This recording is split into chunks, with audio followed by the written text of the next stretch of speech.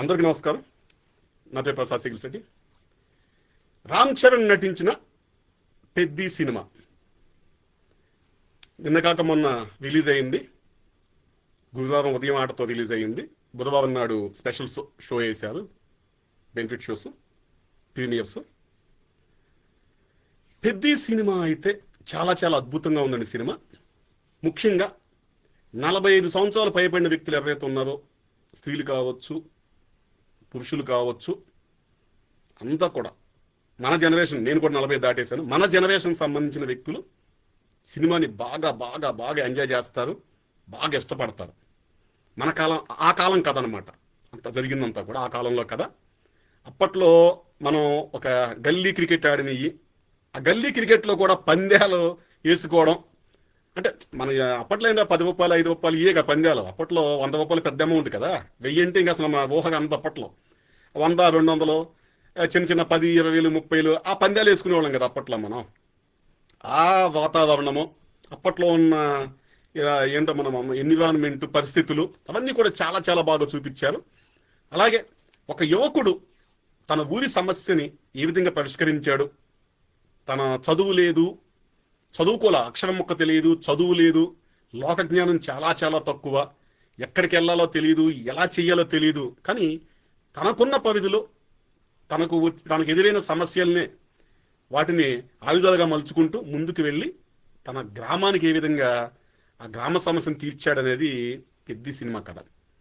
చాలా చాలా బాగుంది. అసలు రామ్ చరణ్ నటన అయితే, ఇంతకు ముందు నేను చెప్పాను, రామ్ చరణ్ నటన ఎలా ఉందంటే ఆడు మనిషి కాదు, మానవ మృగం అనేలాగా రామ్ చరణ్ నటించాడండి. ఎక్స్ట్రీమ్ నటన, అద్భుతమైన నటన, అవధులు లేని నటన.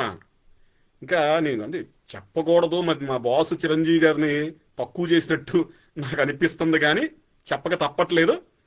చిరంజీవి గారు కూడా ఇంత నటన ఎప్పుడు చేయలేదండి ఆయన సినిమాల్లో. ఆయన ఆపద్బాంధవుల్లో కావచ్చు, స్వయం కృషిలో కావచ్చు, చాలా బాగా నటించారు, రుద్రవేణులో కావచ్చు. కానీ ఇంత స్థాయిలో నటన అనేది చిరంజీవి గారు కూడా నటించలేదు. కాకపోతే ఆ కథలు వేరు, ఆ కథలకు ఉన్న నటనాపరంగా ఉన్న పరిమితులు వేరు. కానీ ఇక్కడ అలా కాదు కదా. ఇక్కడ ఒక కుస్తీ పోటీ అని, ఒక క్రికెటరు, అలాగే ఒక రన్నింగు, ఏవైతే ఉన్నాయో దీనికి సంబంధించిన బాడీని బిల్డ్ చేయడం కానీ, ఆ ఆటలు ఆడే విధానం కానీ, ఇదంతా కూడా అద్భుతంగా ఉందండి. చిరంజీవి గారు కూడా నటించలేదని నేను చెప్పగలను, అంత అద్భుతంగా నటించారు ఆయన సినిమాలను పోల్చుకుంటే.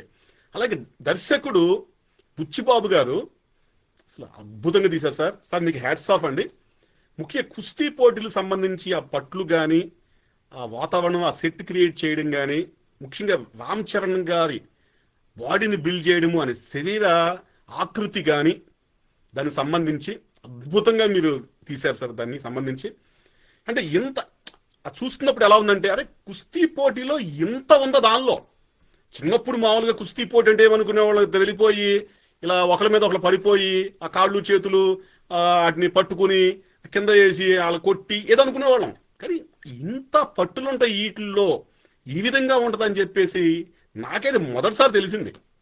చిన్నప్పుడు కుస్తీ పోటీలు అని చెప్పేసి అక్కడక్కడ జరుగుతూ ఉండేవి, ఏం తెలుసు ఆ రోజుల్లో మనకి వెళ్ళి చూసి వచ్చేవాళ్ళం. అలాగే క్రికెట్కి సంబంధించి కూడా ఆ పందాలు అవి జరుగుతూ ఉండేవి. అప్పట్లో కూడా క్రికెట్లో కొంతమంది తీసుకొచ్చేవాళ్ళు, ఇది పక్క ఊరి వ్యక్తులను, వేరే వాళ్ళని బాగా ఆడే వాళ్ళని తీసుకొచ్చి ఆడించేవారు. అప్పట్లో పందాలు కూడా కట్టుకునేవారు. ఆ పందాలు కూడా ఎలా ఉన్నాయంటే, ఫైనల్ గెలిస్తే నీకు ఎంత ఇస్తాను, ఒక మ్యాచ్ ఆడితే నీకు ఎంత ఇస్తాను డబ్బులు, ఫైనల్ గెలిస్తే నీకు ఎంత ఇస్తాను అని చెప్పి ఒప్పందాలు చేసుకునేవారు అప్పట్లో. సో అటువంటి ఇది కూడా సినిమాలో ఉందన్నమాట.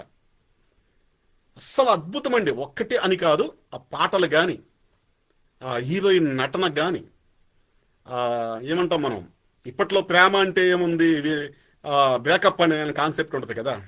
కాదు, ప్రేమించడం కూడా పెళ్లి లాంటిదని చెప్పేసి హీరోయిన్ చెప్పిన డైలాగులు కానీ, తాళి కడితేనే పెళ్లి కాదు కదా, ప్రేమిస్తే కూడా పెళ్ళే, నాకు పెళ్ళి అయిపోయిందని చెప్పి హీరోయిన్ చెప్పిన డైలాగులు కానీ, ప్రతిదీ మీర్జాపూర్ మొన్న అబ్బో చించారేసాడు ఉన్నంతసేపు కూడా. అసలు జగపతి బాబు గారి గురించి చెప్పుకోవాలి. సినిమాకి సంబంధించి మహానుభావుడు. ఆ నటన ఏంటి, ఆ డైలాగ్ డెలివరీ ఏంటి, ఆ నడిచే విధానం కానీ అస్సలు అద్భుతమండి అయింది మాత్రం. ఈ సినిమాకి సంబంధించి అంటే మన టాప్ లిస్ట్ తీసుకుంటే రామ్ చరణ్ గారు, జగపతి బాబు గారు ఇద్దరిలో ఎవరు నెంబర్ 1 అంటే చెప్పడం కష్టం, ఆ విధంగా నటించారండి. అలాగే కన్నడ సూపర్ స్టార్ మహా గొప్ప నటుడు శివకుమార్ గారు కూడా, ఆయన కూడా పోటీపడి నటించారండి సినిమాలో. సినిమా కొంచెం లెంత్ ఎక్కువైనా కూడా సినిమా మాత్రం అద్భుతంగా ఉంది. నాకైతే ఏమైందంటే లాస్ట్ అరగంటకి ముందు ఇంకా సినిమా అవదేంటని చెప్పేసి నేను మొబైల్ చూసుకోవడం మొదలెట్టేసాను అనమాట. ఇంకా అవట్లేదు సినిమా బాగానే ఉంది, సీన్ బై సీన్ వస్తానే ఉంది, సినిమా బాగానే ముందుకెళ్తుంది, కానీ ఇంకెంతసేపు చూస్తామన్న ఫీల్డ్లో ఉన్నప్పుడు అసలు సినిమా మొదలైందండి.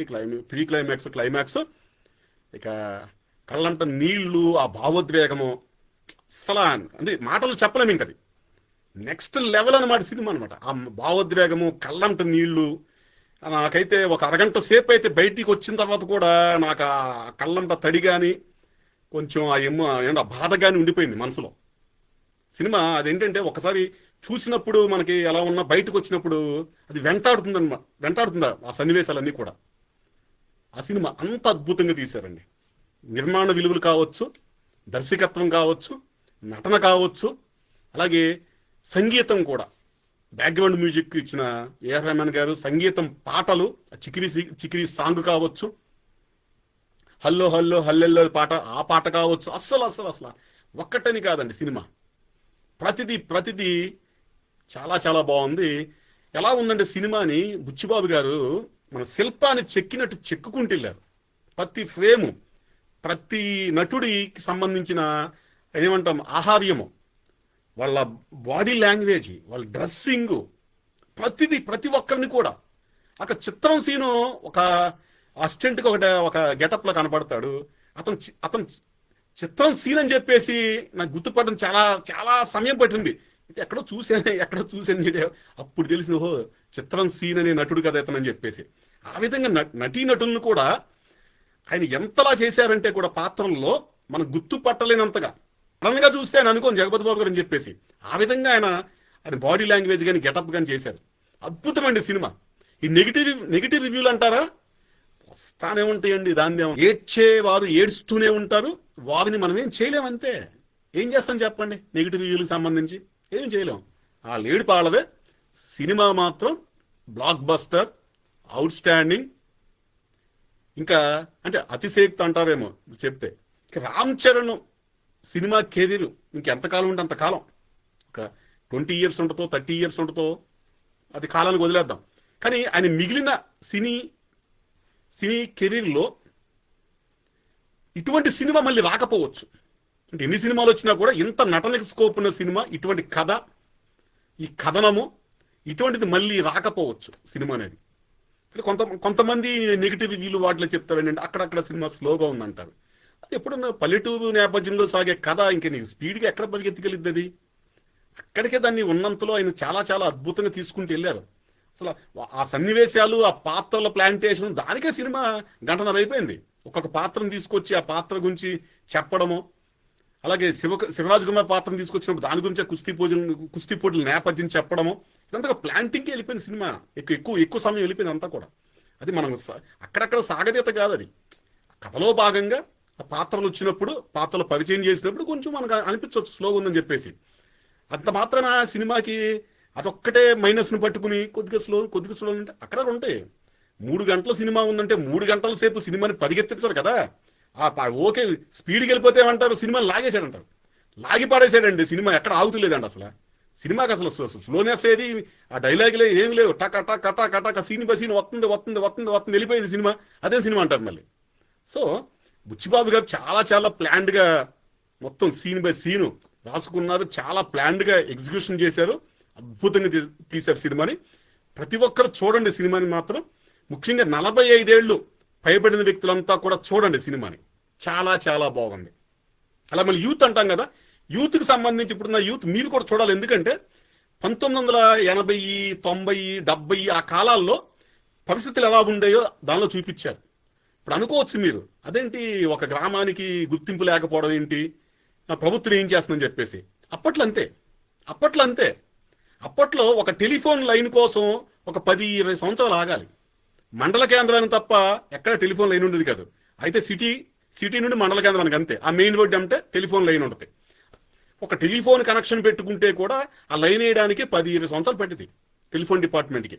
ఒక గ్యాస్ కనెక్షన్కి అప్లై చేసుకుంటే కూడా వెయిటింగ్ లిస్టు 5-10 అప్పట్లో ఉండేది గ్యాస్ కనెక్షన్కి. ఇప్పుడు మీరు వెళ్ళగానే గ్యాస్ కనెక్షన్ వచ్చేస్తుంది.